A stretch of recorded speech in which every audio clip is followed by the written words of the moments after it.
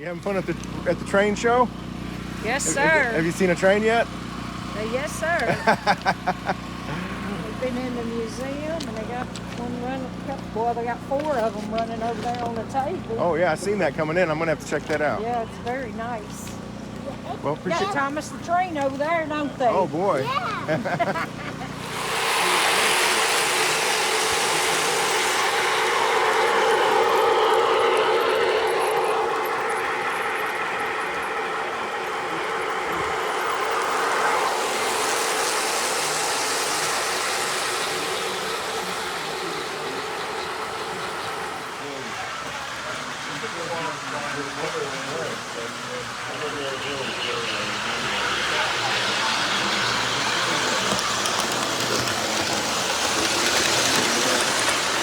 It was Friday and Saturday for the whole weekend. Okay. We had what 150 yesterday.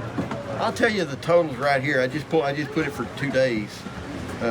We've had 457 total. 404 adults and 52 children. Wow. How does that compare to last year? We're a little more than last year. Yeah. Because yesterday we were with the rain and stuff. It was a little less. It looks like a really good crowd today, though. Oh yeah. It's been steady today. Yeah. Yeah, it started out chilly. Let's see, today I want to just see the numbers. 342 total. Oh, okay. Out of that, 52 children. So Wow. That's pretty. You know, I mean, on a Saturday, it's going to be more. Well, they're in school. Can I ask a dumb question? Yeah. What is the appeal of trains? Everybody just loves trains. Yeah. Yeah. A lot of people, it's a big machine. Yeah. You know, that's you know, it's My something. 10-year-old, he dreams of trains. Yeah. You know, it's just Well, something you get around and it just grows on you. I come through Bulls Gap occasionally, and there'll just be people sitting over there in lawn chairs waiting for the train to come. Yeah, waiting on the train to go Yeah. by. We do that, you know. I have church on Sunday. I'm always at the museum. I sit around and wait on the train. We've got some in the Railroad Museum, plus the layouts, plus some stuff that Excess we're selling for the museum. Thank you. You bought that engine. So what kind of stuff will people find here? Oh, there's stuff from memorabilia, which, you know, just railroad items, historic items, you know, prints, stuff, and books and that kind of stuff, T-shirts, a lot of model stuff, and in some way it's a swap meet. Yeah. There's a few dealers here that are selling new stuff, or you know, like, and just, you know, we're just, you know, a lot of the people coming here that, like the dealers, they're coming just to be around the, you know, other enthusiasts, other dealers. Train community. You know, yeah. The guy in the back of the museum is from Florida, Jonathan. Our T-shirt guy, he's from North Carolina. Yeah. The guy right over here is from Illinois. This is like a train lover's mecca because it's like a crossroads. Yeah. This whole town exists because of the railroad. Yeah, the crossroads of the Southern Railway. Yeah. Yep. I mean, there's actually a couple of towns on the Southern that have that same slogan, but yeah, this is a, you know, because, you know, like Rogersville, you know, I don't know if you really realize, but you look on an old timetable. This was known as Rogersville Junction. Yeah. You guys, it looks like it's getting bigger every year. I hope you guys. This is our 3rd year, Yeah. and it's grown each year. Yeah. So. Yeah. Three. Next year, we're looking for it to be even bigger. 3 buildings going. Yeah. What all's over there? More vendors? There's like 4 vendors over there. Okay. Yeah, and It's actually the regional food bank. Yeah. right. The lady that bought that and provided for food pantry, you know, is real friendly to us. And went to the museum as well, so she said, sure, we can use it as overflow. And it's cool to set up vending, you know, I mean, there's one vendor in there. He's blocking access to the vaults, but the fact that you can still see the old vaults still in there. Basically, the whole town is basically trained out today. Yeah. Sometimes, but just tell me what brings you here today. Well, I'm selling model trains. Okay. It's kind of a hobby thing I have now since I retired. How long have you been involved in that? I've done it on and off for about 10 years, I suppose. I buy estates from people that have aged out of the hobby. Yeah. You know what I mean? Yeah, I get it. I did baseball cards the same way. Yeah, and not in it for make a lot of money, but it subsidizes my hobby. Yeah. Trains. Well, this is a good place to have that hobby, isn't it? In Bulls Gap, it's kind of like the It's a great spot. crossroad, railroad crossroads. I was selling trains and rail fanning all at the same time because I watched the trains go by. Yeah. Have trains gone by since you've been here? Oh yeah, there's been about 5 of them, I think. I think it's the best hobby there is because you can be a collector and you can be the electrical things you can do with the signal lights and stuff. I mean, if you're fascinated by electronics, scenery, that's artwork. Yeah.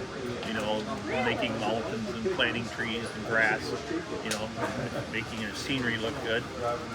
Or it's just running the dang trains. It's a lot of fun too, you know. I guess it appeals to a lot of different disciplines. Yeah. Mechanical, electronic, landscaping. Collector. Yeah. People like collecting their favorite railroad. Yeah. You know, history. People like researching their favorite railroad, learning about how it was back in the day and how they did things. I mean, they're selling all this old timetables and things over here, you know, and the old lanterns and stuff. You know, people collect all that.